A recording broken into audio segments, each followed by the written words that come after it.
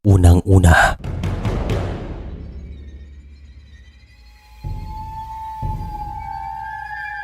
ang ilan sa mga Pilipino ay mahilig sa mga kwentong kababalagan. At mayroon akong ikukwento.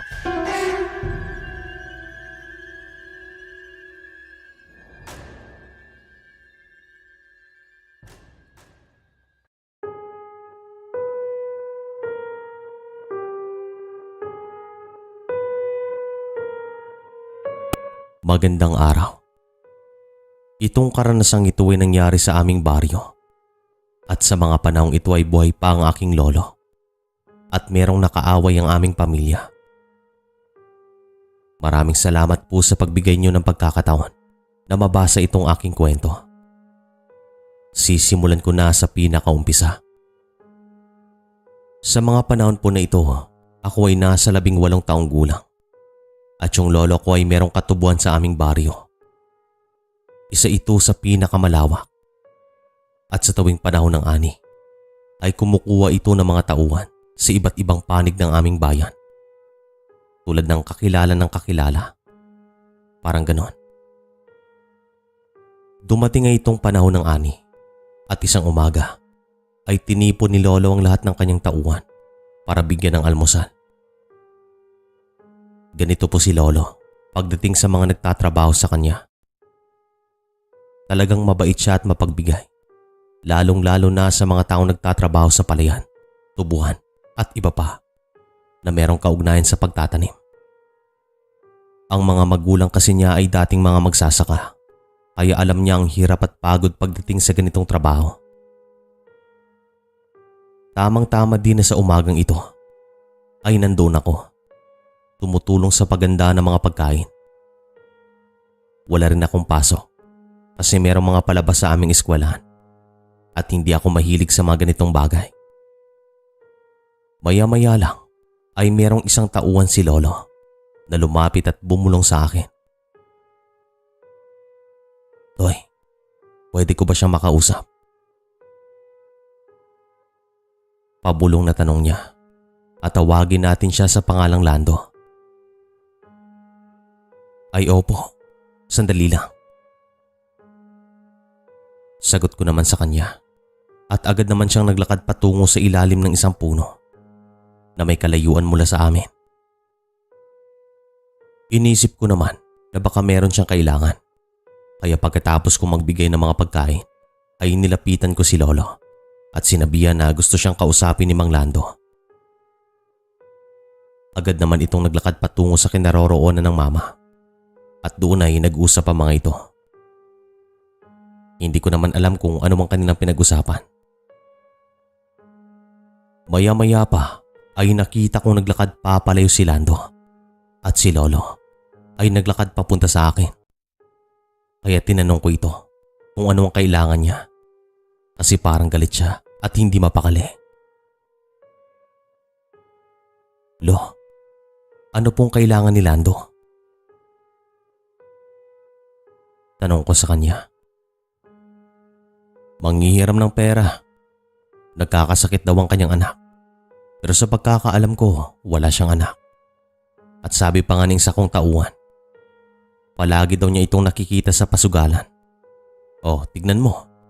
May trabaho pa sila ngayon. Pero umalis. Nagalit siguro. Sagot naman ng aking lolo at napailing naman ako. Naku, siya pa ang galit. Paano yan, lo? Hindi na siya magtatrabaho? Tanong ko naman. Ewan ko sa kanya. Bahala siya sa buhay niya. Tinutulungan mo na nga, pero hindi naman tinutulungan ang sarili. Naaalala ko nung mga nakaraang buwan. Nagmamakaawa na magtatrabaho sa tubuhan. Binigay ko naman sa kanya. Ilang beses na yung nanghiram sa akin. Siguro pangatlo na ngayon. Pero tumanggi na ako. Mahabang sabi ni lolo at napailing na lamang ako. Lumipas lang ang maghapon pero hindi na bumalik pa si Lando At bandang alas 5 ay nagbigay ng mga alak si lolo sa kanyang tauhan at nag-inuman sila sa ilalim ng isang puno na nasa gilid ng tubuan. Meron naman kaming narinig na mga kwento sa isa naming tauhan na nayayabangan daw si Lando kay lolo. At nagulat naman kami kasi napakabait ni lolo at wala nga siyang kaaway sa aming baryo.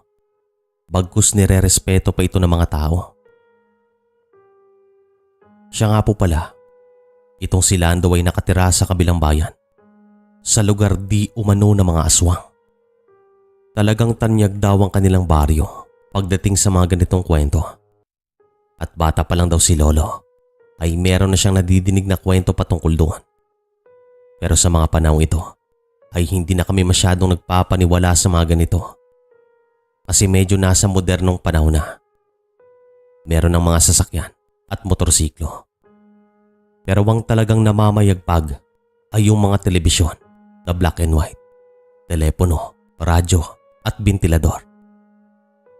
Wala pang internet at anumang cellphone na katulad ngayon. Balik na po tayo sa kwento. Bandang alas 7 ng gabi ay nagsiuwian na ang mga trabador. Umuwi na rin kami ng aking lolo at habang kami naglalakad papasok sa aming baryo ay medyo nakaramdam ako ng kakaiba. Nagtatayuan ang aking mga balahibo kahit na wala namang dahilan. Hindi ko naman alam kung bakit iniisip ko na merong presensya kahit na wala naman kaming nakikitang mga tao. Nang marating naman namin ang bahay ay agad kaming kumain ng hapunan. Si nanay, tatay at ang kapatid ko naman ay nanonood ng telebisyon. Bandang alas 9 ay pumasok na kami sa kanya-kanya naming mga kwarto. Kaagad naman akong dinalaw ng antok kasi napagod din ako sa tubuhan. Bandang alauna ng madaling araw ay nadidinig ko na si lolo ay nagsasalita. Magkatabi lang kasi ang aming kwarto at dingding lang ang pagitan, kaya hindi malabo na marinig ko ito. Sa aking pagtataka ay bumangon ako at naglakad patungo sa dingding. Dito ay pinakinggan ko ang kanyang mga sinasabi. Meron naman siyang binanggit na pangalan na nung una ay hindi klaro sa aking pandinig. Pero maya-maya pa ay dito ko na napagtanto na binabanggit niya ang pangalan ni Lando. Kaagad naman akong lumabas at tumungo sa kanyang kwarto. At nang mabuksan ko ang pinto, ay nakita kong hindi siya makahinga ng maayos. Nakamulat na rin ang kanyang mga mata at nakatingin ito sa nakabukas na bintana. Lo, anong nangyayari? Nay, tay, gising! Pasigaw na sabi ko kasi makikita sa mukha ni lolo na nahihirapan itong huminga. Agad ko siyang tinulungang makabangon at nakita ko pang nakahawak ito sa kanyang dibdib. Lo, anong nangyari? At bakit mo tinatawag si Lando? Tanong ko naman. Pero natagalan pa bago ito makasagot. At nung nakalanghap na ito ng sariwang hangin, ay dito ko na siya nakausap. Hindi nagtagal ay pumasok naman si nanay at tatay. Lo, ano po yung nangyayari sa inyo? Tanong ko pa sa kanya. Parang nakita ko si Lando diyan sa labas ng bintana. Pero hindi ako sigurado kasi madilim. At sa kanyang likuran ay merong isang malaking pusa. Pero parang hindi pusa. Basta, hindi ko maintindihan. O baka nananaginip lamang ako.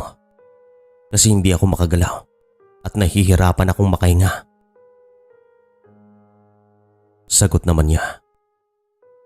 Tay, baka nananaginip lang ho kayo. Matulog na ulit kayo. Sabi naman ng aking nanay. Anak, samahan mo muna dito si tatay. Sabi naman ng aking tatay at agad naman akong tumango. Sinara ko naman ang mga bintana at pinto at humiga ako sa tabi ng aking lolo. At pinag-usapan pa namin ang tungkol kay Lando. Ayon naman sa kanya ay hindi siya sigurado kung totoo nga bang kanyang nakita o panaginip lamang ito.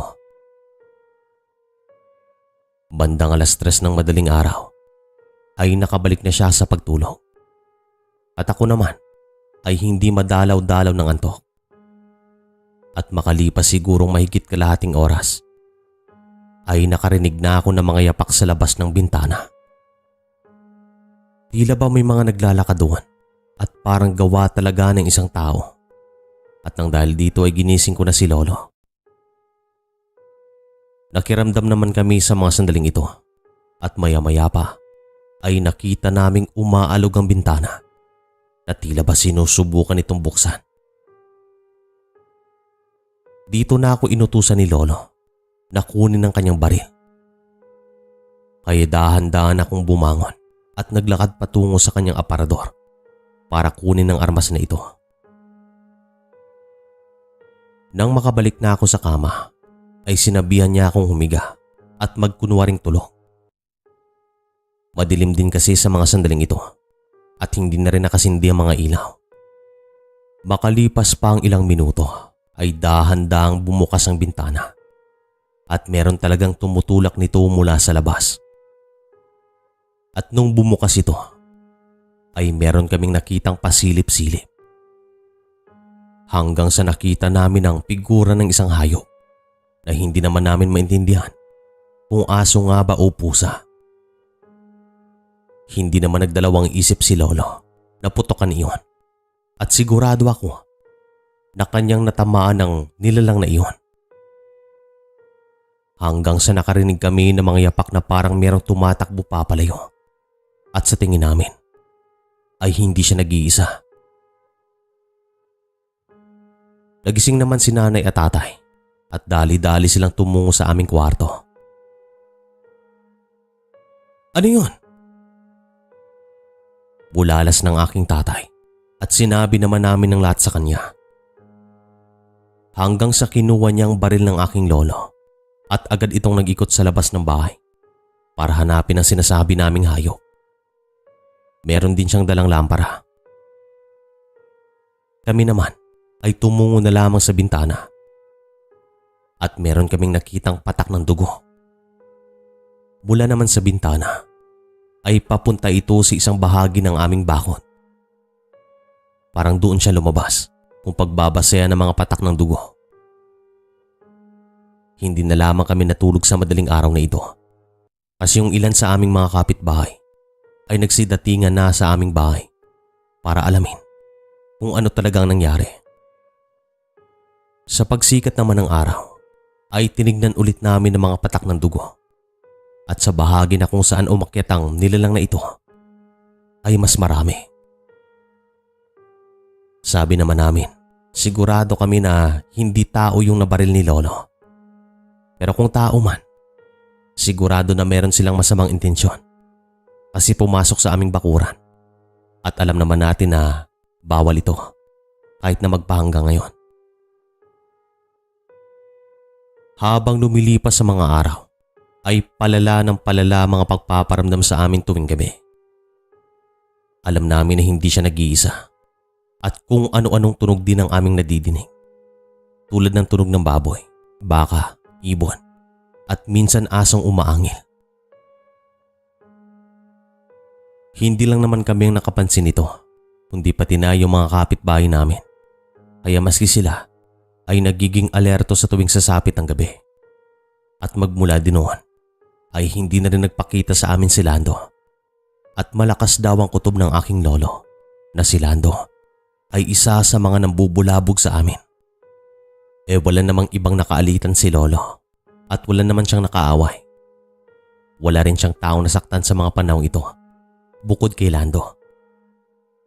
Pero kung nasaktan man daw niya ang damdamin nito, ay wala na ring magagawa si lolo. Wala naman siyang kasalanan at wala naman daw siyang sinabi na makakasakit sa kanya. Tanging tumanggi lamang ito. Hanggang sa napagpasya namin na humingi na ng tulong sa isang magaling na albularyo na nakatira din sa kabilang bayan. At ang kanilang baryo ay malapit lang sa baryo nila Lando. At dito na rin namin nalaman ang katotohanan. Isang hapon ay pinatawag na namin itong albularyo na tawagin nating Lolo Divino. Kahit saang panig ka man sa aming probinsya ay talagang namamayagpag ang kanyang pangalan. At kapag magpapagamot ka sa kanya ay hindi ito naniningil. Bandang 7:00 ng gabi ay nagsindi naman ng insenso si nanay at pinausok niya ito sa labas ng bahay. Subalit, nang maamoy ito ni Lolo Divino ay agad niya kaming sinabihan na patayin kasi meron siyang plano. Kaya ginawa namin iyon. Bandang 8:00 ay nagsabi ito na doon na muna siya magpapalipas ng gabi kasi gusto talaga niyang malaman at mahuli ang nambubulabog sa amin. May kutob kasi siya na kilala niya mga ito at kasama din namin sa bahay ang ilan naming kapitbahay kasi gusto rin nilang makatulong sa amin. At siya nga po pala, si Lolo po ay meron na ring dinaramdam sa mga panahon ito. Araw-araw daw siyang nangihina at nahihilo. Hindi rin niya alam kung bakit. Bandang 10:00 ay pinatay namin ang lahat ng ilaw at kami naman ay nakatambay lamang sa sala. Hindi kami nag-uusap at nakikiramdam lamang kami. Hanggang sa narinig namin na yung mga aso ng kapitbahay namin ay nagsimulang umalulong. Kaya dito na kami naging alerto. Nandito na sila. Pabulong na sabi ni Lolo Divino at agad naman akong kinilabutan. At nung tumigil sa pag-alulong ang mga aso, ay nakarinig kami ng mabigat na lundag sa likod ng bahay. Yung tunog na parang merong bumagsak na niyog. Parang ganon. Tumayo naman si Mang Divino at sumingot. Nakita naman namin siyang napailing. Kasi parang meron siyang naamoy na hindi naman namin naaamoy. At walang ano-ano ay bigla itong sumigaw.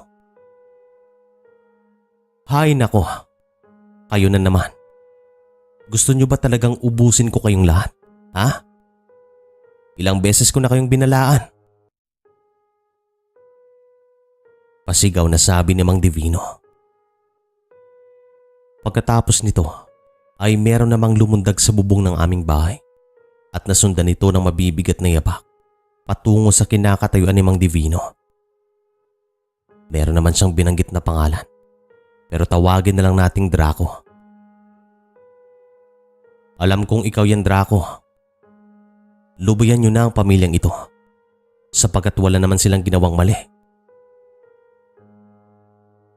Pagpaparinig ni Mang Divino o ni Lolo Divino. Sino yung Draco na yan? Hoy, wag na wag mo kaming susubukan. Hindi mo alam ang kaya naming gawin. Mababait kami pero halimaw pag kinalaban. Pasigaw na sabi naman ng aking tatay. At walang ano-ano ay nakarinig kami ng sunod-sunod na putok ng baril galing sa labas ng bahay. Nasundan pa ito ng mga sigaw at dito na namin nakilala ang nagpaputok. Ito ay ang kaibigan ng aking lolo na dati ring sundalo. Bigla namang tumakbo si Lolo Divino patungo sa likod ng bahay at meron din siyang hawak na mahabang itak pero kulay tanso o baka gawa nga talaga sa purong tanso. Hindi ko lang kasi maaninag masyado kasi madilim.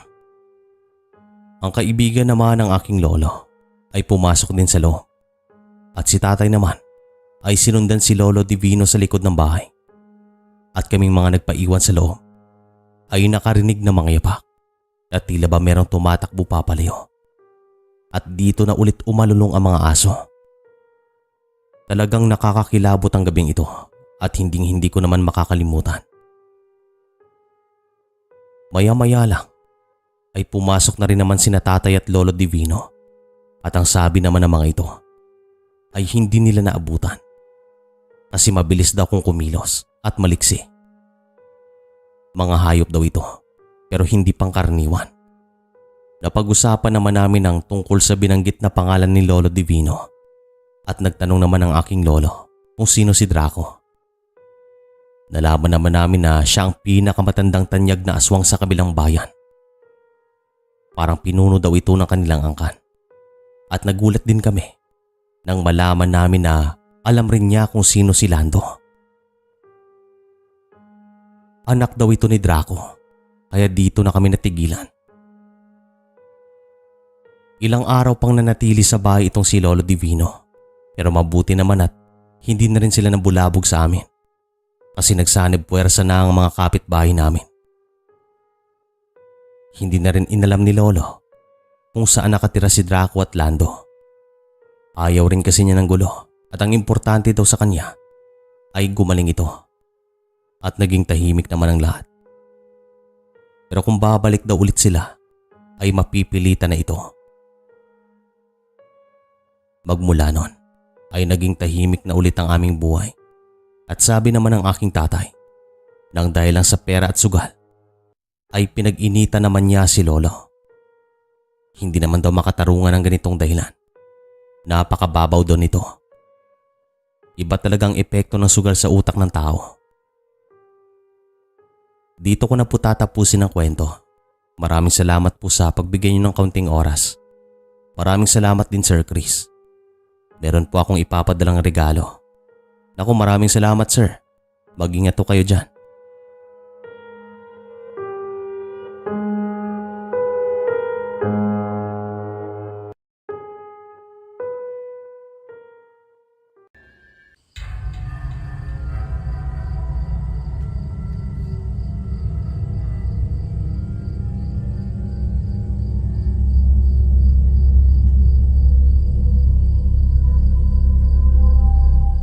Magandang araw po sa inyo. Itong karanasang ito ay nangyari sa isang baryo na matatagpuan sa Iloilo way back 1987. Sa mga panahong ito Sir Chris ay nasa 13 anyos pa lamang ako at kadalasan ay sumasama ako kay tatay sa kanyang trabaho. Isa po siyang karpentero at maaga namang namayapa ang aming nanay. Ako rin pong panganay sa aming lahat. Nang dahil naman sa pagsama ko kay tatay ay naging karpentero din po ako. Natuto ako ng mga ginagawa ng aking tatay. Yung dalawang kapatid ko naman ng mga babae ay nag-aaral sa mga panahong ito at si Lola ang nag-aalaga sa kanila. Sabi ko naman kay tatay, gusto ko munang makatulong sa kanya at paunahin ang aking mga kapatid nang sa ganon ay meron silang magandang kinabukasan. Nag-iisang lalaki po ako at kasalukuyan pareho na po silang may mga propesyon. Isang doktor at isang guro.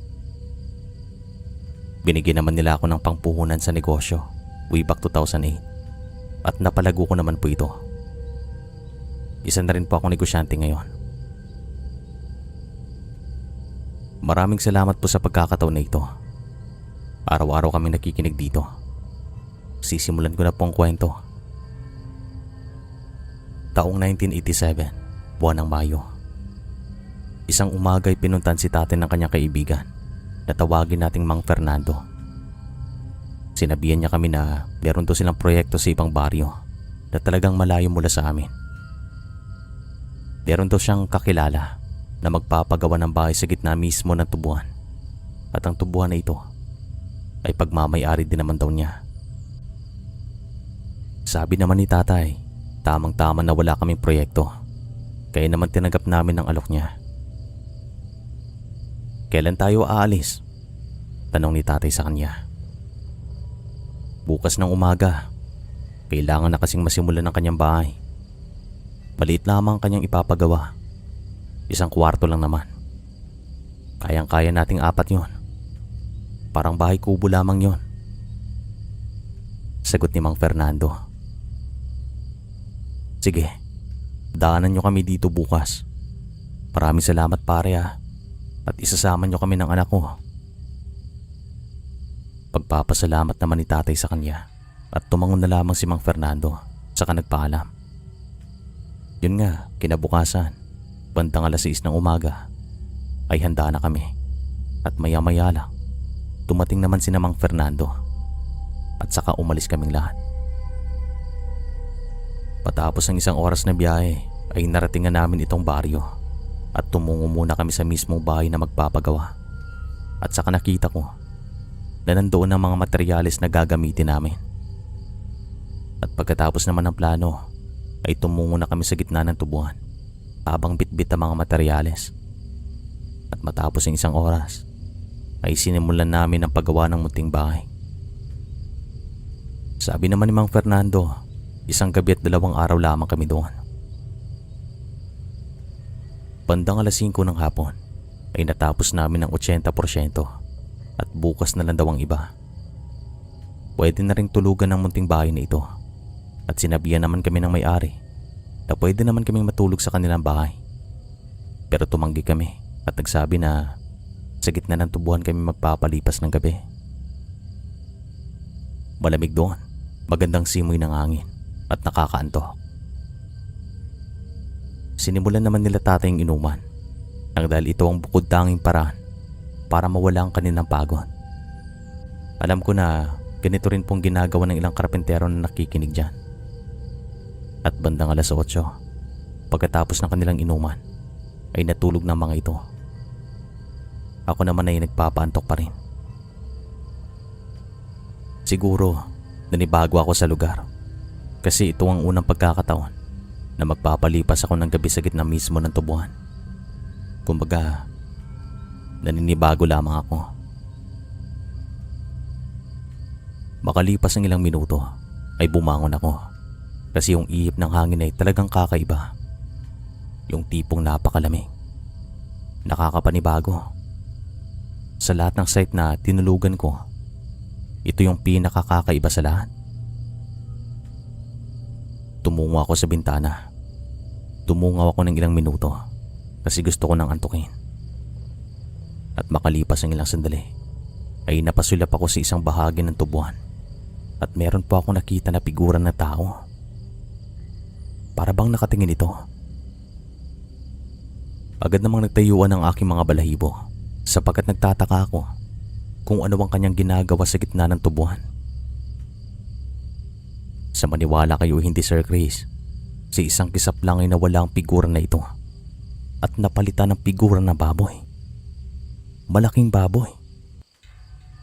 Nasisinagan po ito ng buwan, kaya naman kahit papaano ay nakikita ko siya. Hindi naman nagtagal ay naglakad po ito papasok sa loob ng tubuhan at ako naman ay bumalik sa aking higaan. Hindi na po ako mapakali pagkatapos ko siyang makita.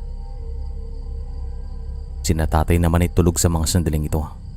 Pumihilik pa sila nang dahil siguro sa pagod na kanilang nararamdaman. Wala akong masabi at hindi ko alam ang aking gagawin. Sa buong buhay ko, ito ang pinakaunang pagkakataon na nakakita ako ng ganon. At iniisip ko na aswang na ito at hindi pangkaraniwang tao. Sigurado ako. Walang ano-ano ay nakarinig ako ng mabigat na lundag sa bubong na gawa lamang sa pawid. Naramdaman ko ang kanyang lundag. Kaya naman dito ko na inisip na gisingin silang lahat. Subalit sa maniwala kayo hindi, sa aking pagbangon ay nakita ko po siya sa bintana. Nakatingin ng direkta sa akin.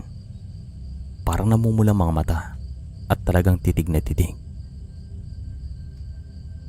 Hindi ko alam ang aking gagawin. Parang naging paralisado ako sa mga sandaling ito. Yung tipong meron siyang ginagawa sa akin upang hindi ako makagalaw. Pinikit ko ang aking mga mata at wala po akong ibang nadidinig kundi mga yapak sa bubong. Alam kong dalawa sila sa mga sandaling ito. Kaya naman nagdasal ako sa aking isipan na sana protektahan ako. Ba't hindi yung takot na aking nararamdaman? Parang mawawalan din ako ng malay. Ito yung mga sandali na hindi ko makakalimutan magpahanggang ngayon.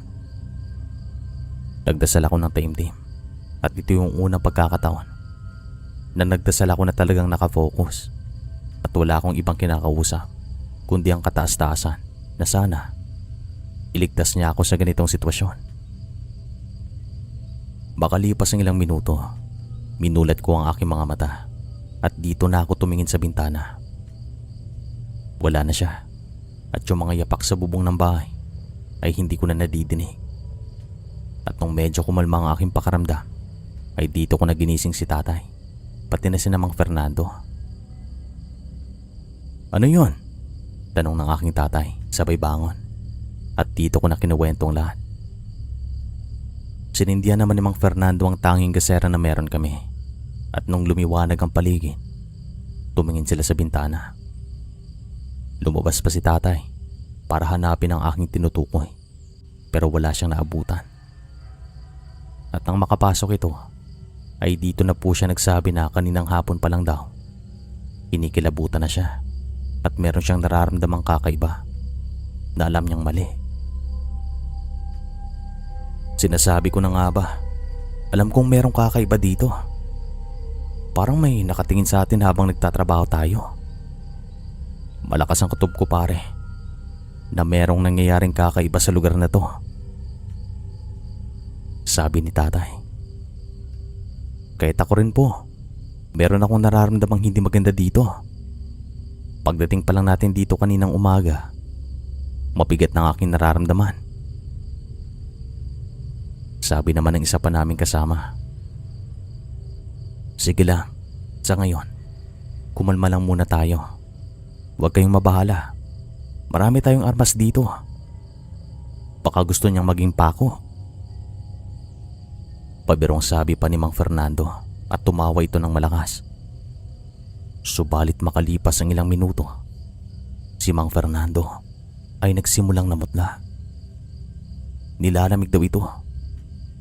Hindi rin po siya mapakali at parang tatakbo daw ito ng walang damit.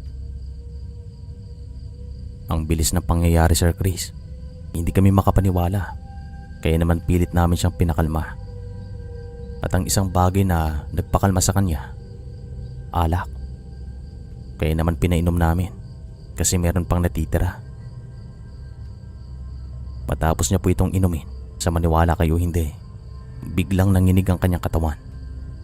Yung tipong napakataas ng kanyang lagnat. Tapos ang kanyang bibig ay nangingitim na. Napansin din namin na ang kanyang mga daliri sa paa, ganun din. Kaya naman kaming lahat ay nagpanik na at nagsabi na dadalhin namin siya sa bahay ng nagpapagawa. Binuhat namin si Mang Fernando at nararamdaman ko na ang kanyang mga balat ay sobrang lamig. Para bang isa na po siyang malamig na bangkay. Talagang nakakahilakbon. At habang binubuhat namin si Mang Fernando papunta sa bahay ng may-ari, sa maniwala kayo hindi, para bang may sumusunod sa amin. Kasi nakakarinig kami ng mga yapak sa likod ng mga tubuan. Dinig na dinig namin ang bawat yapak niya at mapagkakamalan po itong isang hayop na malaki kung pagbabasehan lamang kanya mga yapak. Noong nangangalahati na kami, meron po kami narinig na dumapo sa isang bahagi ng tubuan sa kaliwa namin. Kaya naman bigla kaming nagulat at sabi ni Mang Fernando, wag na daw naming pansinin at kailangan na may layo ito sa tubuan kasi nararamdaman niya na habang nandoon siya, hindi babalik sa normal ang kanyang pakiramdam. Yun nga, nang makalayo na kami, ay dito na kami nakahinga ng maluwag. Nasugatan pa nga ako sa dalang bolo ni tatay na nasa kanyang tagiliran. Wala pa kasing takip iyon. Pagkarating namin sa bahay ng may-ari, ay nagtataka ito kung ano ang nangyari kay Mang Fernando. At nung nakapasok na kami sa kanyang bahay, ay agad naman niya kaming inasikaso. Ang kanyang mga anak ay nagising at nagtanong kung ano ang nangyari sa amin. Inasikaso nila kami at makalipas ang mahigit kalahating oras ay kumalma naman si Mang Fernando. Unti-unti na ring bumalik sa normal ang kanyang nararamdaman. Hinintay na lamang namin na sumikat ang araw kasi baka meron pang magparamdam sa amin at baka ano pang mangyari Bandang 6:00 ng umaga ay tumawag ng albularyo yung mga anak na nagpapagawa. At makalipas ang mahigit kalahating oras ay nakabalik na sila nakasama itong tanyag na albularyo na tawagin nating Lolo Gibo. Ito pong si Lolo Gibo ay talagang bandog. Hindi lang sa kanilang bayan, kundi pati na sa mga katabi nito. May mga pagkakataon pa nga na dinadayo ito ng taga-ibang probinsya. Kanyang ginamot si Mang Fernando at nalaman namin na meron pala siyang alam patungkol sa nakatira malapit lang sa tubuan ng nagpapagawa. Alam kong alam nyo rin ang mga kwento patungkol sa kanya. At ang mga kwento na yan ay totoo. Hindi sila pangkaraniwan. Galing sila sa angkan ng mga aswang na merong mga karunungan. Marami silang alam. Sabi ni Lolo Gibo, kung ganun totoo nga, sa amin mabait naman sila. May mga pagkakataon nga na nagkakausap pa kami ng pinakamatanda sa kanilang pamilya. Sa katunayan, akin pang ang lupain na kinatitirikan ng kanilang bahay. Kung gusto ko silang paalisin, ginawa ko na noon. Kaso iniisip ko rin na kung saan sila titira. Mabait din kasi akong tao. Ayaw ko ng gulo. Sabi naman ng nagpapagawa sa amin na tawagin nating Mang Dino. Meron kang karapatan, pero kung ayaw mo ng gulo, kausapin mo sila ng mahinahon. Kung gusto mo, sasamahan pa kita doon. Magkakilala kami ng pinakamatanda doon. Si ano? Sabi ni Lolo Gibo, sabay banggit ng isang pangalan, at agad namang tumango si Mang Dino. At maya-maya lang ay tumungo talaga sila sa bahay ng pinaghihinalaan sa baryo na yon. Makalipas ang mahigit kalahating oras ay bumalik din naman sila sa bahay. Humingi daw sila ng paumanhin, tapos nagkape sila habang nag-uusap na parang mga normal na tao lamang. Kami naman ay medyo namangha, pero hindi pa rin mawala sa amin ng takot. Parang ayaw na nga namin bumalik pa sa tubuhan at ipagpatuloy ang aming trabaho. Kasi parang na-trauma kaming lahat. Wala pang 2:00 ng hapon ay tapos na namin gawin ang bahay. Binilisan namin at agad naman kami nagpaalam kina Mang Dino. At hindi naman nila kami pinigilan. Natapos din naman namin at naging maayos ang lahat. At nakauwi kami ng ligtas. Maraming salamat po sa pagkakataon nito, Sir Chris. Hanggang dito na lang siguro ang kwento. Hanggang sa muli po. Mag-ingat po kayong palagi.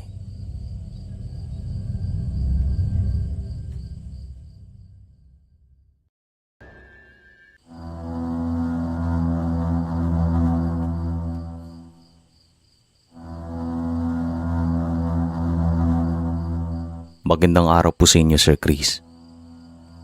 Itong karanasang ito ay nangyari sa lugar namin sa Capiz, way back 1988. Bata pa ako nung time na to at ako ang bunso sa amin. Sa tulong naman ng aking kuya ay nabuo namin ang kwento na ito kasi yung ilang pangyayari ay nakalimutan ko na rin po. Maraming salamat sa pagkakataon po na ito. Sisimulan ko na ang kwento. Magmula nung pumanaw ang aming ina, ay kinuha kami ni Lolo at Lola. At taong 1987 ay namatay naman po si Lola. Kaya naman si Lolong nag-alaga at nagtaguyod sa amin. Yung tatay naman namin ay hindi na nagpakita sa amin magmula noon. Parang tinalikuran niya kami. Pero kahit ganito, nagpapasalamat pa rin kami nang dahil nandyan yung lolo at lola namin. Taong 1988, dumating yung tsuhi namin na galing sa Mindanao. Layas anak po ito noon pa man at hindi sila bati ng aking lolo. Tawagin na lang natin siya sa pangalang Tio Baldo. Babait naman po ito, yun nga lang, kapag nalasing, hindi niya nakokontrol ang kanyang emosyon. Sa madaling salita, maoy po ito. Yung taong naghahanap ng gulo kapag malasing. Ito yung isang bagay na pinakaayaw ni Lolo sa kanya. Kaya noon ay palagi niya itong pinapagalitan. Kasi dumating sa punto na napapahiya na sila ni Lolo at Lola. Pati ng kanyang mga kapatid. Nang dahil sa kanyang mga ginagawa. Isang hapon Dumating ito. Gulat na gulat si Lolo kasi mahigit 10 taon silang hindi nakita. Hindi pa ako pinapanganak ay lumayas na po ito. Si Kuya naman nung time na yun ay nasa 5 taong gulang pa lamang. Tay, kumusta po kayo dito? Sabay titig sa mga mata ni Lolo. Mahigit 1 minuto sila sigurong nagtitigan. Halika dito. Saan ka nang galing? Matagal kitang hinintay. Mabuti at bumalik ka sa bahay. Ayoko maging pabigat sa inyo, tay. Kaya lumayo ako. Sa awa ng Diyos, nakapagtapos ako sa pag-aaral. Saan ka nang galing? Saan ka tumungo nung lumayas ka? Mahabang kwento, tay. Sa ngayon gusto ko munang umupo at magpahinga. Ito na ba yung mga pamangkin ko? Malalaki na pala kayo. Nasaan yung nanay niyo? Gusto ko siyang makita. At nasaan yung tatay niyo? Wala na po si tatay. Hindi na nagpakita sa amin magmula nung pumanaw si nanay. Sinasabi ko na nga ba? Alam kong mangyayari ito sa una pa lang. Hayaan mo na yon. Tapos na yon. Ang importante, maayos ng kalagayan ng mga pamangkin mo. Halika na dito. Magpahinga ka muna. Kaagad namang umupo si Tio Baldo at huminga ng malalim. Makikita sa kanyang mga mata na namimiss niya ang bahay. Dito naman niya kinuwento kung saan siya pumunta magmula nung lumayas ito. Hanggang sa napadpad siya sa Mindanao. Nakapagtrabaho daw ito sa isang mayamang pamilya. Ginawa naman daw niyang lahat para lang makuha ang kanilang tiwala at nagtagumpay ito. Hanggang sa pinaaral siya at nakapagtapos. Nung tempo na ito, isa na po siyang ininyero. Nakita namin na meron siyang mga alahas at magandang kanyang damit at sapatos. Kaya naman nakakamangha na yung dating bulak-bulat pasaway ay merong narating. Nakakatuwa. Kahit si Lolo ay hindi makapaniwala. Akala talaga niya walang mararating si Tio nang dahil sa kanyang pag-uugali. Kaya naman mahirap talagang magusga sa una. Hindi mo alam ang kapalaran ng isang tao. Pwedeng nasa baba ka ngayon. Pero pagdating ng tamang panahon, iaangat ka naman ng kataas-taasan at bigyan ng magagandang leksyon sa iyong buhay. Magluto kayo ng ulam at magsaing at kami ng Tio Baldo nyo ay mag-uusap muna. Sige po, Lo. Kami na pong bahala ni Kuya. Tumungo kami sa kusina at hinanda ang aming mga lulutuin. At makalipas sa mahigit 20 minutos ay nagsabi si Lolo na lalabas muna sila at mag-iikot-ikot sa baryo para kumustahin din ang mga kababata ni Tio. Tumango naman kami ni Kuya at nagpaalam sila. Makalipas ang ilang sandali, lumabas nga sila sa bahay at gumala sa baryo. Kami naman ni Kuya ay pinag-usapan si Tio. Ito po kasi ang unang pagkakataon na nakita ko siya. At bandang 6:30, tumating sila sa bahay. Mahigit 5 taon ko na pong tinlikuran ng alak, tay. Ayoko nang bumalik sa nakaraan. Gusto ko ng tahimik na buhay. Meron ka na bang asawa? Nasa 40 anyos ka na. Nasaan na sila?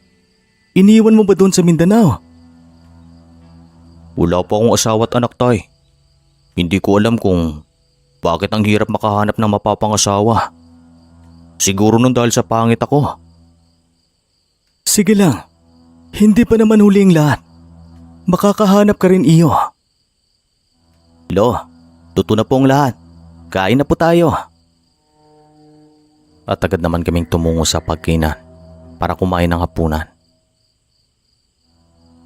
Bandang 8:00 ng gabi ay nagpahinga na kami ni Kuya sa loob ng aming kwarto. Si Lolo at Tio ay nasa kabila. Pagkatabi ng mga ito sapagkat 2 lang ang kwarto sa bahay. Di kalaunan ay nakatulog naman ako nang hindi ko namalayan. Bandang 11:00 ay nagising kami ni Kuya nang dahil yung alulong ng mga aso ay talagang nakakahilakbot. Yung tipong meron silang pinaparating. Nagtayuan ang aming mga balahibo nang dahil sa ginagawa nilang ingay. Nakakapanibago at talagang mapapasabi ka na meron silang gustong iparating sa mga tao. Walang ano-ano ay biglang lumamig ang simoy ng hangin at sa maniwala kayo hindi, nakaamoy kami ng asupre. Ang tapang, nakakasuka at nakakahilo. Kahit si kuya ay napatakip ng kanyang ilong. Nagtataka naman kami kung bakit hindi nagising si Lolo at Tiyo. Kaya naman napagpasya namin ni kuya na makiramdam na lang muna kasi wala namang nangyayaring masama.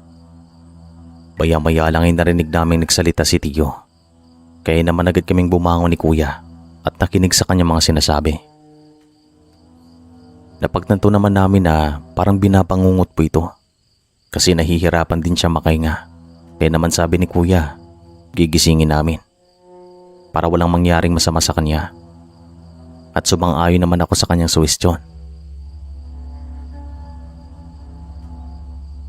Pagkarating namin sa kabilang kwarto ay binuksan namin ang pinto at nakita namin na si Lolo mahimbing ang kanyang pagtulog. Lumapit naman ako sa kanya at ginising ko ito at si kuya naman, ginising niya si Tio Baldo. Agad namang nagising si Lolo pero kay Tio nahihirapan kami. Tinulungan na rin kami ni Lolo pero hindi pa rin siya nagigising. Meron po siyang binabanggit na tao pero itago na lang natin siya sa pangalang Fernando. Hindi namin alam ang kwento ni Fernando at kung ano ang kanyang ugnayan kay Tio. Pero si Lolo alam niya. Subalit hindi niya muna kinuwento sa amin nang dahil sa nababahala ito kay Tio. Baka daw anong mangyari at hindi na magising pa. Kaya ginawa namin ang lahat. Medyo nagpanik na rin kami. Fernando, patawarin mo ako. Nagbago na ako. Pasensya ka na kung meron man akong ginawang mali sa inyo noon. Patawarin niyo ako. Bulalas ni Tio habang nakapikit ang kanyang mga mata. At kami naman ni kuya ay nagtinginan. Kumuha kayo ng malamig na tubig sa likod ng bahay. Dalian niyo. Kailangan na magising siya. Kami naman ni kuya ay kumuha ng tubig sa likod. Nang makabalik na kami sa kwarto, ay agad na binuhos ni Lolo ang tubig kay Tio. At nang dahil dito, nagising siya. Natataranta at hindi mapakali. Para bang nakakita ito ng nakakatakot. Kaya naman agad namin siyang tinanong kung ano ang kanyang problema. Nanaginip ako ng masama. Napanaginipan ko si Fernando. Tay, papatayin niya ako. Panaginip lang yan ni Iyo. Kumalma ka. Huwag kang mabahala. Nandito kami. Hindi, tay. Parang totoong panaginip kong iyon. Papatayin niya ako. At sabi niya hindi siya titigil hanggat nandito ako. Si Lolo ay napakamot at hindi makapaniwala sa mga sinasabi ni Tio Baldo. Kasi kung pagbabasehan ng kanyang kilos, parang nangyari talaga kahit na panaginip lamang iyon. Nakapagtataka at nung kumalma ito, dito nagtanong si kuya kung sino si Fernando. At dito namin nalaman na dati pala itong kaaway ni Tio sa baryo. Pero nung time na to ay hindi nila alam kung saan ay ito nakatira. Pero paminsan-minsan ay bumabalik pa rin sa baryo para bisitahin ang kanyang mga magulang ayon kay Lolo. At nalaman din namin ni kuya na talagang bantog ang kanilang angkan doon sa baryo.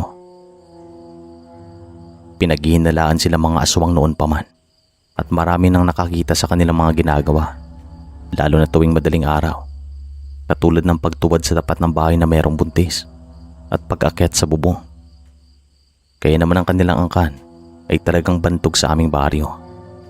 Pero nung time na to, parang kumalma sila at wala na kaming nababalitaan na ganitong kwento. Bandang 2:00 ng madaling araw, si Tio ay hindi pa rin mapakali. May mga pagkakataon na nagpapanik po ito at patingin-tingin sa labas ng bintana. Para bang naninigurado ito at sabi niya na panaginipan daw niya ay galit na galit si Fernando. Sinasakal daw siya nito at para bang ayaw lubayan. Sa katunayan, naramdaman niya na naninikip ang kanyang leeg nung nagising ito Yun bang sinakal talaga siya sa personal? Kaya naman hindi kami makapaniwala. Naikwento rin niya sa amin na magkakaroon daw talaga sila ng alitan ni Fernando o nagkaroon daw talaga sila ng alitan nung hindi pa siya lumalayas. Dumating din sa punto na nagkasakitan daw ang mga ito at muntik na rin niyang masaksak si Fernando. Mabuti na lang daw at napigilan sila ng kanilang mga kabaryo. Kasi kung hindi magandang kalalabasan. Hindi na po makatulog si Tio. Kaya naman naghintay na lamang kami na sumikat ang araw.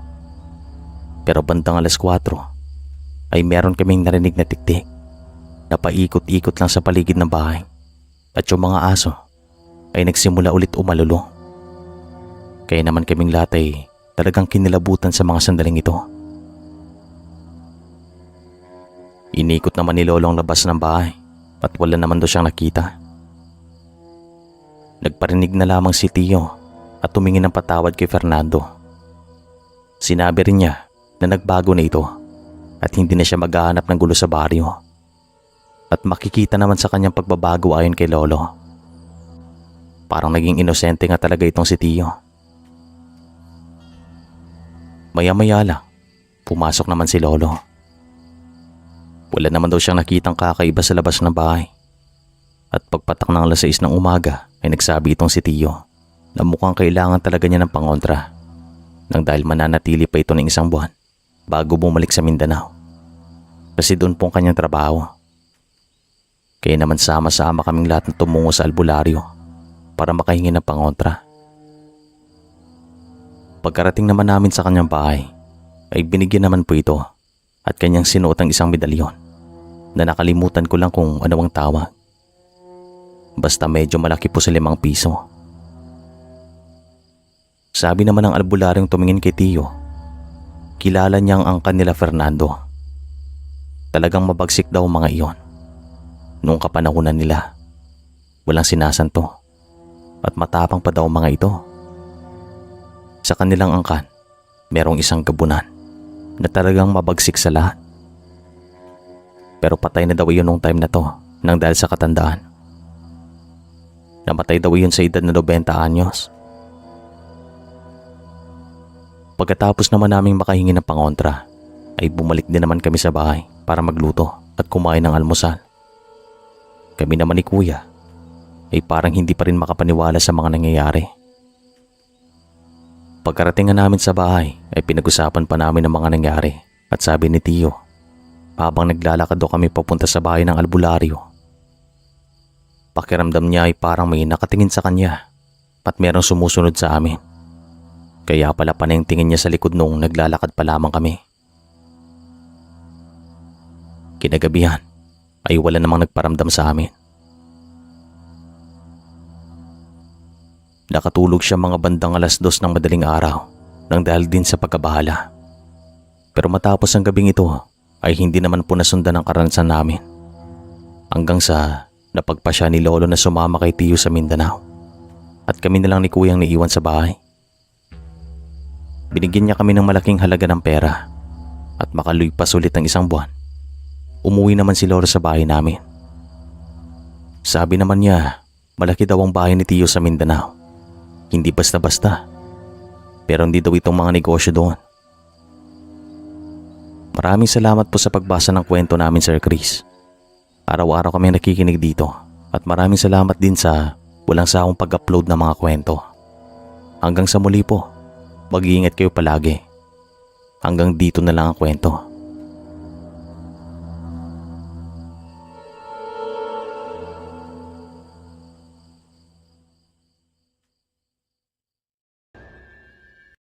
Magandang araw po sa inyo. Meron pa po tayong isang channel na pinangalanan ko na Kulba. May mga kwento po doon at ipipin ko na lang po sa comment section ng kanyang link para makita nyo agad. Maraming salamat po sa inyo.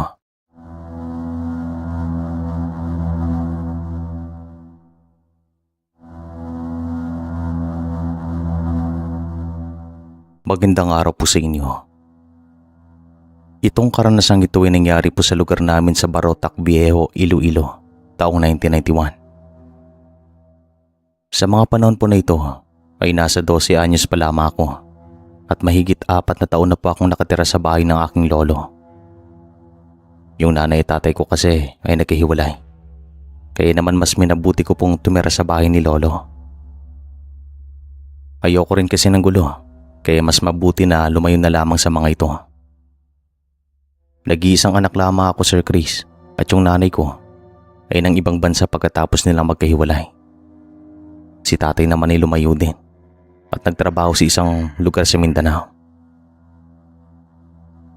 Mula nung bata ako, talagang magulo ang aming pamilya.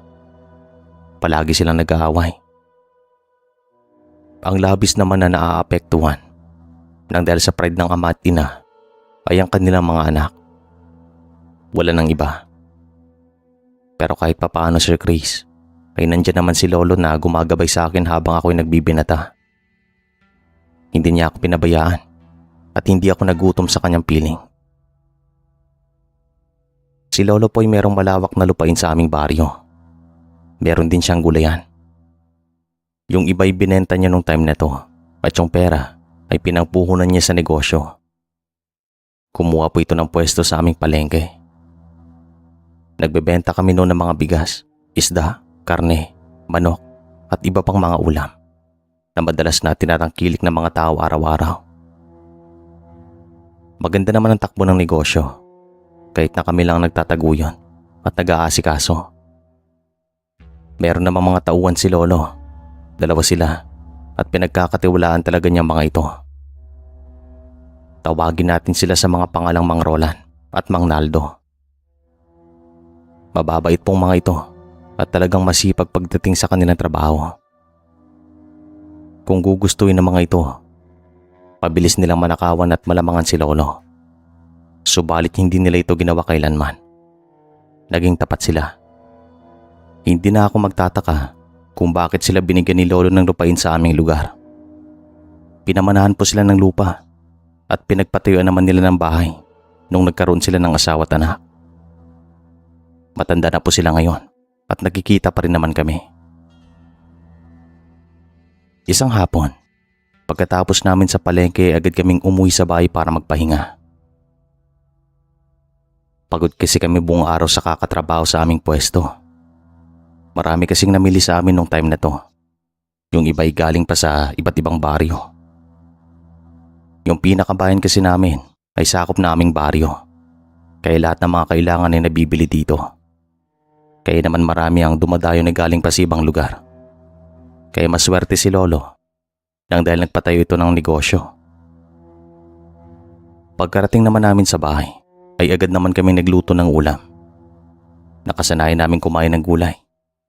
Hindi rin kami masyadong kumakain ng mga karne at iba pang mga pagkain na pinoproseso tulad ng mga hotdog at iba pa. Meron pong gulayan si lolo sa likod ng aming bahay. Kaya naman walang problema pagdating sa ganito. Masustansya pa at malayo sa sakit. Iyo, kumuha ka nga doon ng mga okra sa gulayan at ipapatong natin sa sinaing. Kumuha ka na rin ng kangkong at magsisigang ako ng bangus. Sige lo, pero bago yan, magbibihis muna ako para preska na ulit yung pakiramdam ko. Amoy pawis na kasi itong damit ko. Sige, bilisan mo para makapagpahinga na tayo. Malapit na rin kasing lumubog ang araw. Dali-dali akong tumungo sa gulayan para kumuha ng mga okra at habang nangunguha ay hindi po ako mapakali. Para bang may nangyayaring hindi maganda sa bahay namin. Meron po kasing kalayuan ng gulayan. Siguro mga 200 metro ang lalakarin. Tapos marami pang mga puno sa daan. Kaya hindi mo talaga makikita ang bahay namin mula doon. Binilisan ko naman ang pangunguha at nang matapos na ako ay dali-dali ako naglakad patungo sa bahay. Binilisan ko nang sa ganun ay makarating agad ako. Hindi nga ako nagkamali, Sir Chris. Pagkapasok ko pa lang sa loob ng bahay, ay agad kong nakita si lolo na nakahandusay. Binitawan ko naman ang mga gulay at agad ko siyang nilapitan. Amoy sunog na rin ang sinaing namin, kaya hindi ko alam kung ano ang gagawin ko. Pero syempre, Si Lolo talaga ang aking inuna. Agad ko itong ginising. Pero nahirapan ako. At nang dahil naman po dito, ay sumigaw ako ng sumigaw. Nang sa ganun ay parinig kami ng mga kapitbahay namin. Mabuti naman at merong nakarinig sa akin. Kumpare po ito ni Lolo. Natawagin na lang natin siya sa pangalang Lolo Armando. Sumigaw ito at agad ko namang binuksan ang pinto ng aming bahay. At nang makapasok ito, ay agad siyang nagtanong kung anong nangyari. Pero sabi ko kakarating ko lang doon. Binuhat namin si Lolo at inilapag sa mahabang upuan. Nagsabi naman si Lolo Armando na dadalhin daw namin si Lolo sa bahay pagamutan at hindi naman ako nagdalawang isip. Para din naman ito sa kanya at nang makalabas kami sa bahay, sa maniwala kayo hindi, tumunog talaga ang tiktik. Paikot-ikot lang po ito sa paligid ng bakuran namin at para bang tinitiktikan niya si Lolo. Ganito rin kasing paniniwala namin sa baryo. Kapag merong nagkakasakit o malapit ng mamatay, ay meron talagang umaaligid na aswang. Huwag na huwag kang magkakamali. Kahit bata pa ako, hindi ako aatras sa iyo. Kahit na masaktan pa ako, poprotektahan ko si Lolo. Huwag kang magkakamali. Pag makilala ka namin, pagsisisiyan mo. Subukan mo lang. Kung ayaw mong bumaon sa iyong karet na ito, hindi kami takot sa iyo. Hindi ikaw ang unang aswang na nambulabog dito. Ilang beses na akong makakita. Galit na sabi ni Lolo Armando. At nang makalabas kami ng bakuran, meron pong lumundag sa bubong ng bahay namin. At saka nasundan ito ng tunog na tinatawag naming butok-butok. Ito yung description ng kanilang tunog. Yung ganitong tunog, Sir Chris, ayon kay Lolo at sa mga matatanda sa aming baryo, ay talagang delikado. Nang dahil sa handa silang umatake anumang oras. Natakot kami at inaamin ko na natakot po kami ni Lolo Armando pagkatapos ng tunog na ito. Kasi nga, alam namin kung anong klaseng nilalang po ito. Binilisan namin ni Lolo. Nang sa ganun ay agad kaming makalayo sa bahay. Sumisigaw kami habang buhat-buhat si Lolo. Kasi gusto namin na meron kaming kasama at meron namang nakarinig sa amin. Makalipas ng ilang sandali ay nagsilabasan ng mga kapitbahay namin. Tinulungan nila kami na maidala si Lolo sa bahay paggamutan. At nang makarating kami doon ay nagising naman po si Lolo at nagtanong ito kung nasaan siya.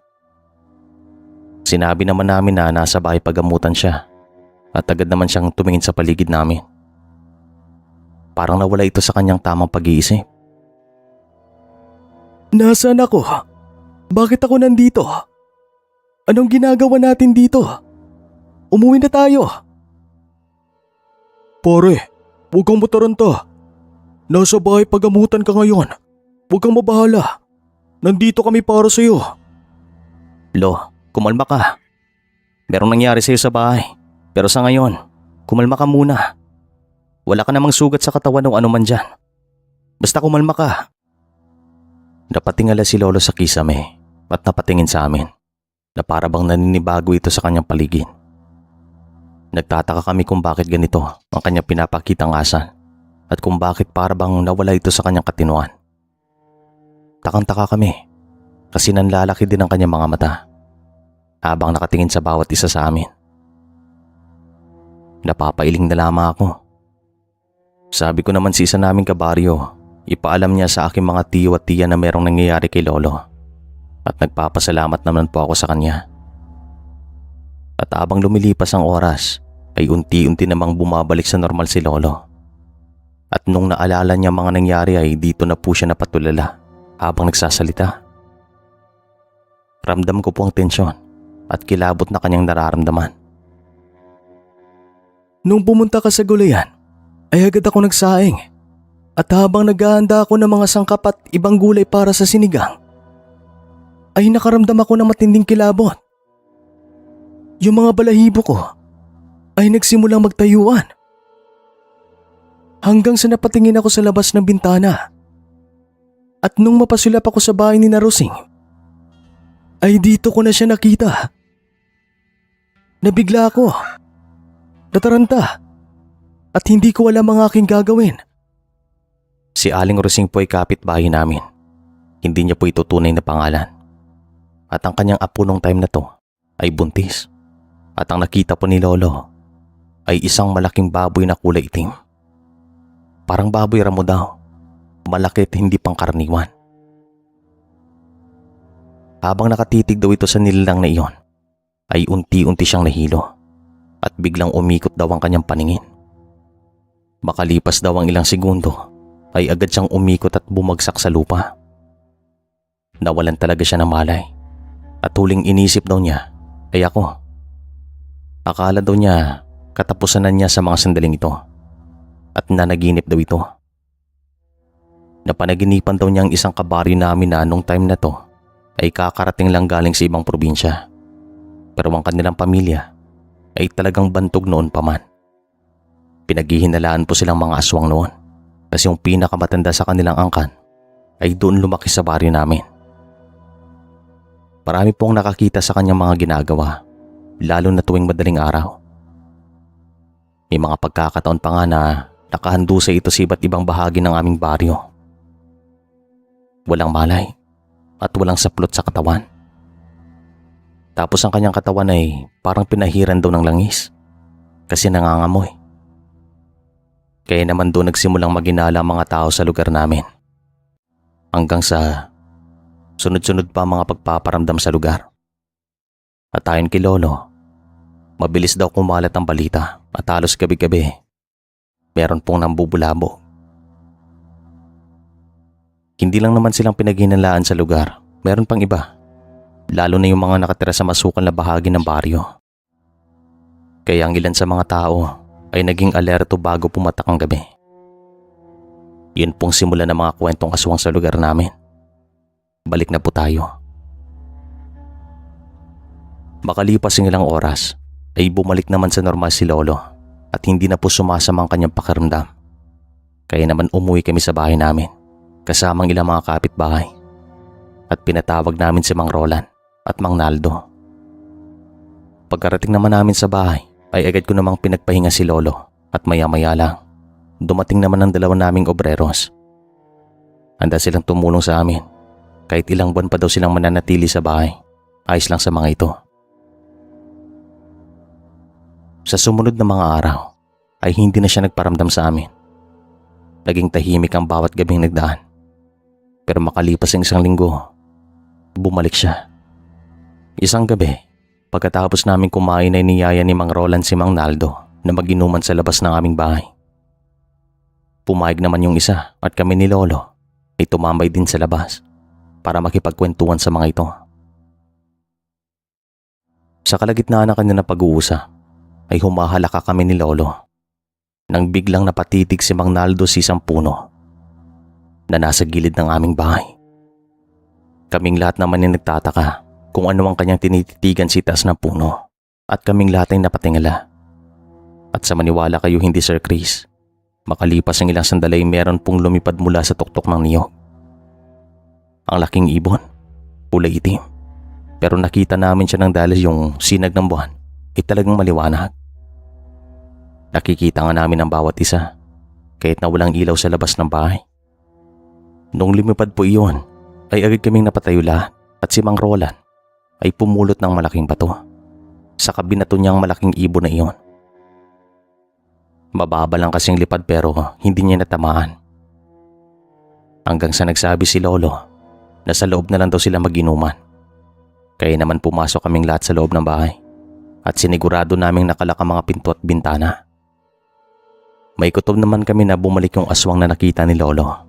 Pero matapos naman pong karanasang ito ay naging tahimik naman ang gabing nagdaan. Hindi na po siya bumalik o nang bulabog sa amin kailanman. Maraming salamat po sa pagkakataon na ito Sir Chris. Dito ko na siguro tatapusin ang kwento. Maraming salamat po sa inyo. Hanggang sa muli po.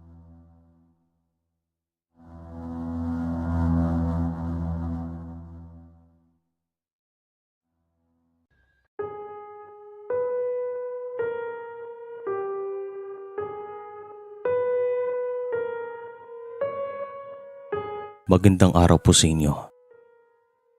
Itong karanasang ito ay nangyari sa bahay ng aking tiyo at ng kanyang asawa na sa mga panahong ito ay parehong nagtatrabaho sa ibang bansa. Bali ako pong tumira sa kanilang bahay mula taong 1998 hanggang 2005. Meron po akong mga naging karanasan sa bayan na iyon. Matatagpuan po ito sa isang liblib na baryo sa Capiz.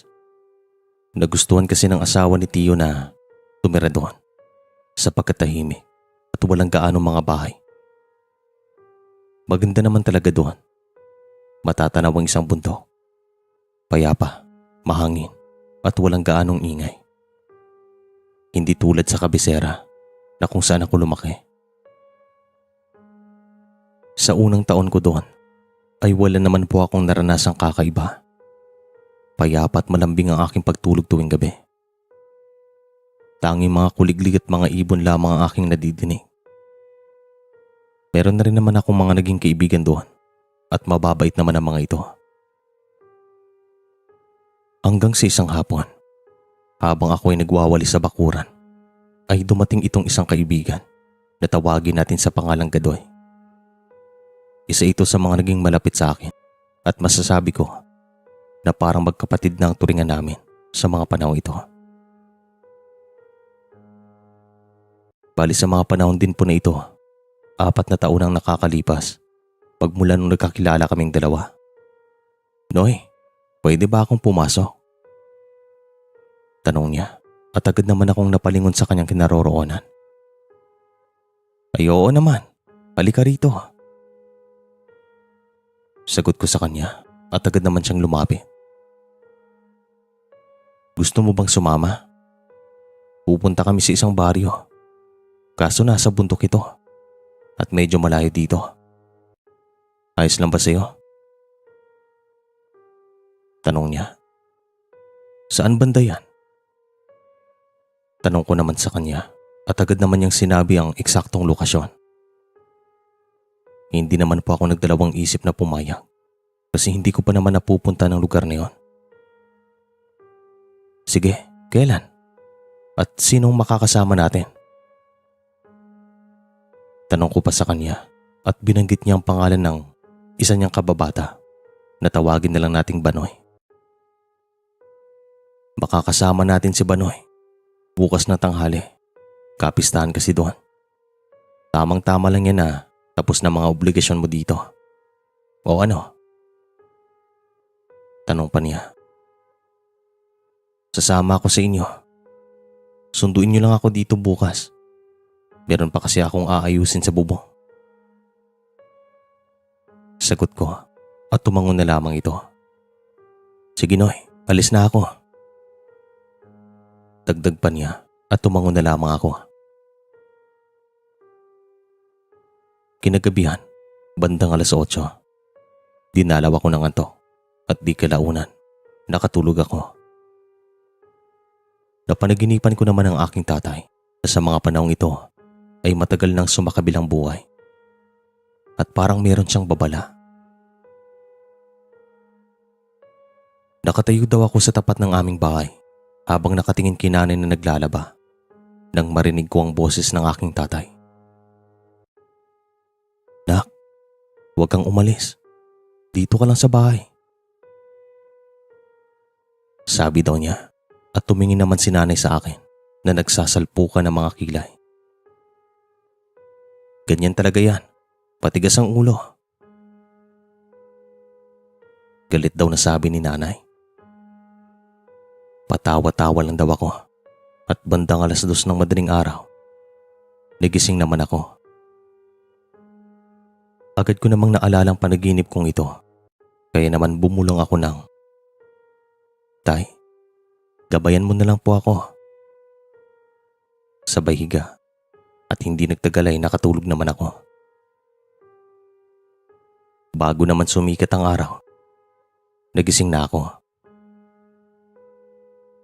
Agad akong tumungo sa kusina para magpakulo ng tubig kasi magkakape ako. At ang mga alagang manok ko naman ay aking pinuntahan para bilangin. Ito po yung mga manok na native at nagkakatay lamang ako kapag merong mga espesyal na okasyon o di kaya meron akong bisita. Binilang ko nga ang mga ito at kompleto naman. Maya-maya lang ay bumalik na ako sa loob ng kusina para magtimpla ng kape. Pabalik-balik pa rin po sa aking isipan ang sinabi ni tatay sa aking panaginip. Pero hindi ko lang talaga alam kung ano ang kanyang ibig sabihin o kung ano ang kanyang gustong iparating. Lalo pat matagal na itong pumanaw. Basta hindi po talaga mawala sa isip ko ang kanyang mga sinabi. Pagpatak naman ng tanghali, dumating si Banoy at Gadoy. At makalipas ng ilang minuto, tumungo na kami sa baryo na kung saan kami makikikain ng tanghalian. At hindi ko talaga inaasahan na malayo pala talaga ito mula sa baryo. Makalipas ang mahigit 1 oras na lakaran, ay nakarating kami doon. Nasa bundok talaga ito. At ang pinuntahan namin doon ay ang kaibigan ni Banoy. Pagkapasok namin sa kanilang bakuran, ay napansin ko na bukod sa kanilang mga kamag-anakan, kami lang yung mga bisita na galing sa ibang baryo. Kumbaga, kami lang po mga dayo doon. Pinakilala naman kami ni Banoy sa kanyang kaibigan na tawagin natin sa pangalang Kaloy. Mabuti at napasyal kayo dito. Kumain na muna kayo, sabi ni Kaloy, at agad naman kaming kumuha ng pagkain. At meron naman po akong napansin sa pagkainan. Meron pong 2 pangkat na mga pagkain. Yung isa ay nasa kaliwa at yung isa naman ay nasa kanan. Pareho lang din naman ng mga putahe. Yun nga lang, itinuro sa amin ni Kaloy ang pangkat na mga pagkain na pwede namin kainin. Ito yung nasa kanan, kasi yung nasa kaliwa ay para lang daw sa kanilang mga kamag-anakan na darating.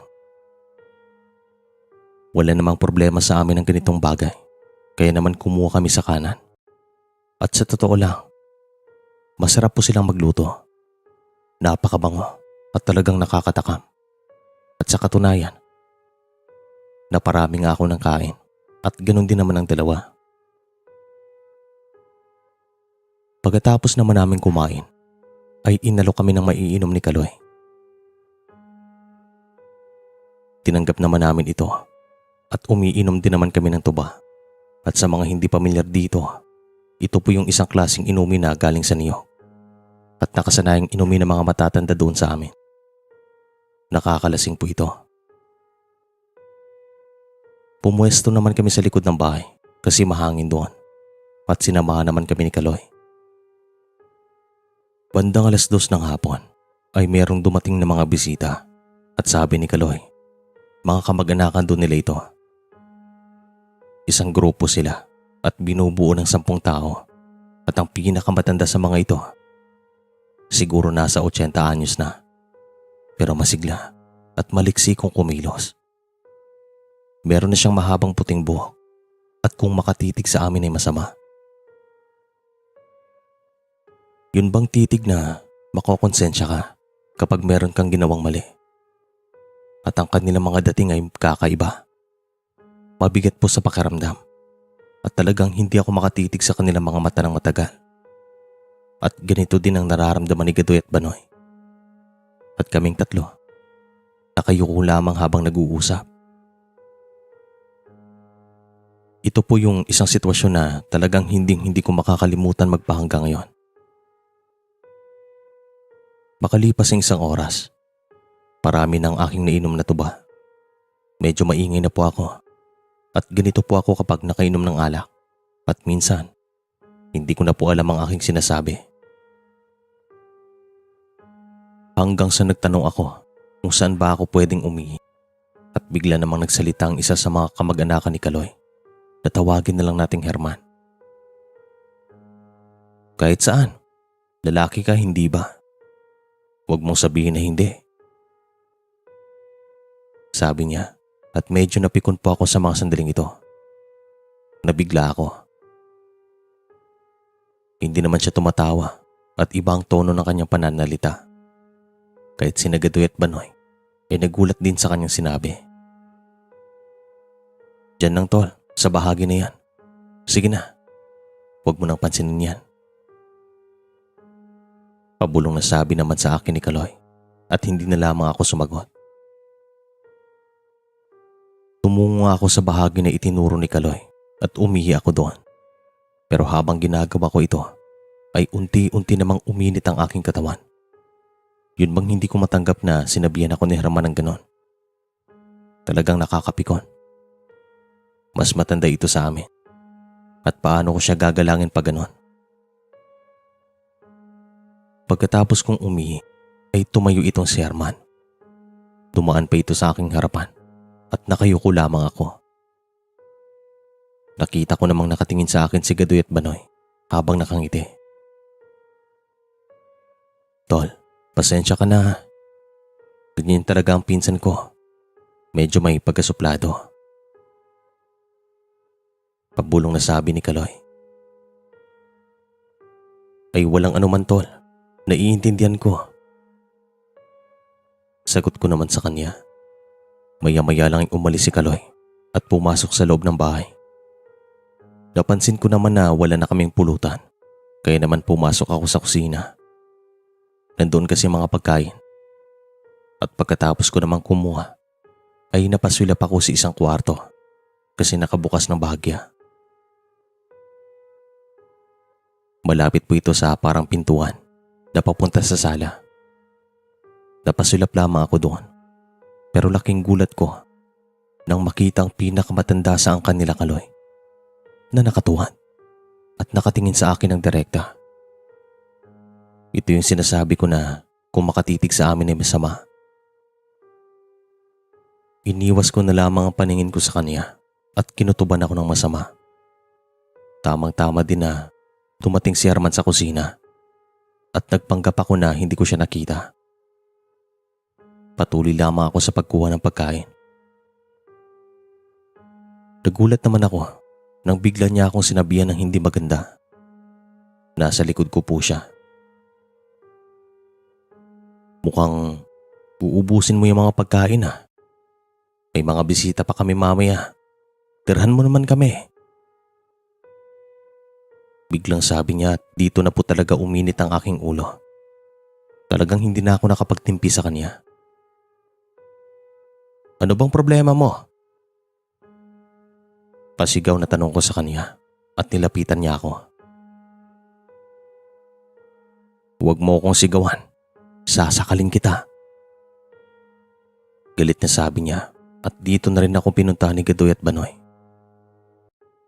Tol, anong nangyayari? Tanong ni Banoy. Kahit magsama pa kayong tatlo. Dagdag pa ni Herman at agad naman siyang tumalikod sa amin at nag-iwan ng masamang titig. Bumalik naman kami sa likod ng bahay at pinag-usapan namin ang tungkol dito. At sabi ko naman, mas mabuti siguro na umuwi na lamang kami. Hihingi na lang kami ng pahintulot kay Kaloy. At nang dumating ito, ganito nga ang ginawa namin. At hindi naman niya kami pinigilan, Sir Chris. Humingi naman siya ng pasensya at tinanggap ko naman po ito. Pagkarating naman namin sa bahay ng aking tiyo, ay doon namin pinagpatuloy ang inuman. At natapos naman kami mga bandang 6:00 ng gabi. Talagang nawalang kalasingan na aking nararamdaman nang dahil sa mga nangyari. Bandang 8:00, pagkatapos kong maligo, ay pumasok na ako sa kwarto para magpahinga. At nakaugalian ko na magdala ng itak. At nilalagay ko po ito sa tabi ng aking kama. Kasi nga dayo ako doon sa bahay na iyon. At hindi ko alam ang pwedeng mangyari. Mas mabuti ng handa. Nakatulog naman ako, pero bandang 11:00, nagising ako sa tunog ng isang ibon. Ito yung ibon na kung ilarawan namin ay nagabutok-butok. Ito kasi ang ginagawa niyang tunog.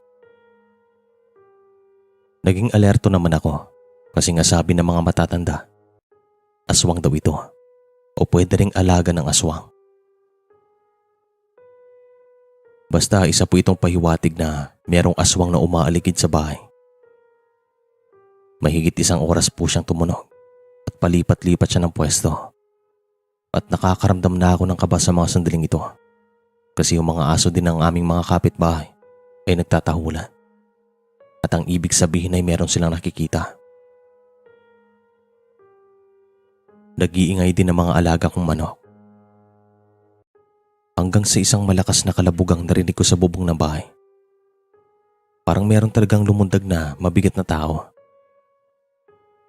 Hanggang sa nakarinig ako ng pagingal sa bahagi na kung saan siya lumundag. Parang galit na aso na anumang oras ay handang mangagat. Talagang ganito ang kanyang ginagawang tunog. Sige, kung matapang ka, magpakita ka. Pagpaparinig ko sa kanya at binuksan ko naman ang bintana ng aking kwarto. Doon po ako lumabas habang hawak-hawak ang isang itak. Magpakita ka! Dagdag ko pa at meron akong nakitang anino sa lupa kasi maliwanag din ang buwan. At ang ibig sabihin, meron pong nilalang sa bubungan na nakatingin sa akin. Agad naman akong tumingila at isang malaking aso ang aking nakita. Agad ko naman siyang binato ng itak at 100% natamaan ko ang kanyang kaliwang mata. Sigurado po talaga ako. Dito na po siya umalis at sumigaw ako ng, "Bumalik ka dito!"